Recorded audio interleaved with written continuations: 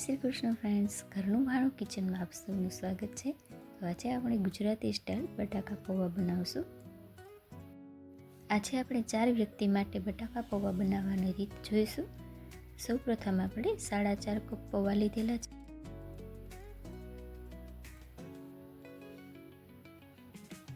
પૌવાને આપણે ચાળીને લેવાના છે.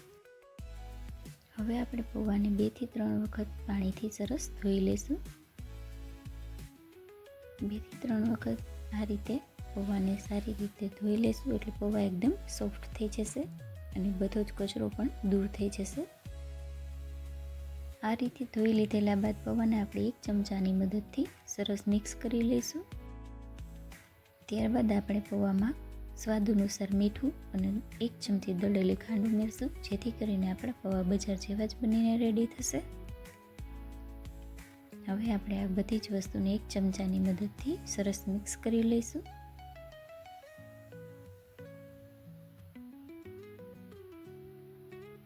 ત્યારબાદ આપણે એક કડાઈમાં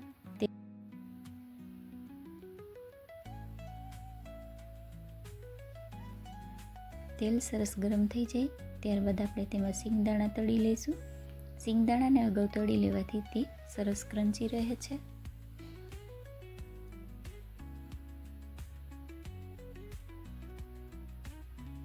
સિંગદાણા આપણા સરસ તળાઈ ગયા છે.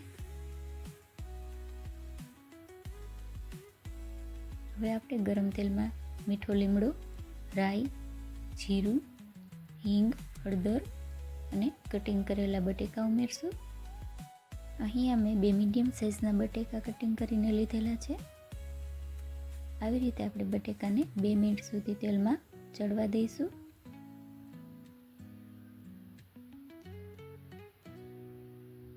ત્યારબાદ આપણે તેમાં લીલા વટાણા અહીં ઓપ્શનલ છે, તમે સ્કીપ પણ કરી શકો છો. આવી રીતે 5 મિનિટ સુધી તેલમાં બટેકાને ચડવતા રહીશું. બટેકા સોફ્ટ થઈ જાય ત્યારબાદ આપણે કટિંગ કરેલી ડુંગળી ઉમેરશું. ડુંગળી આપણી ચડી જાય ત્યારબાદ આપણે તેમાં ટમેટું અને છીણેલું આદું ઉમેરશું. હવે આપણે તેમાં મરચાં અને લસણની પેસ્ટ ઉમેરશું.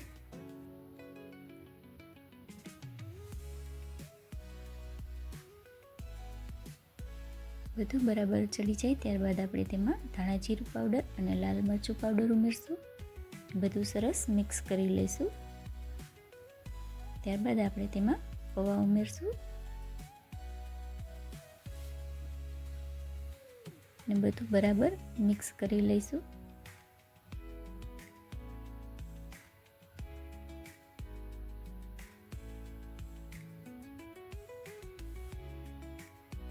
આ રીતે બધું બરાબર મિક્સ કરી લેવાનું.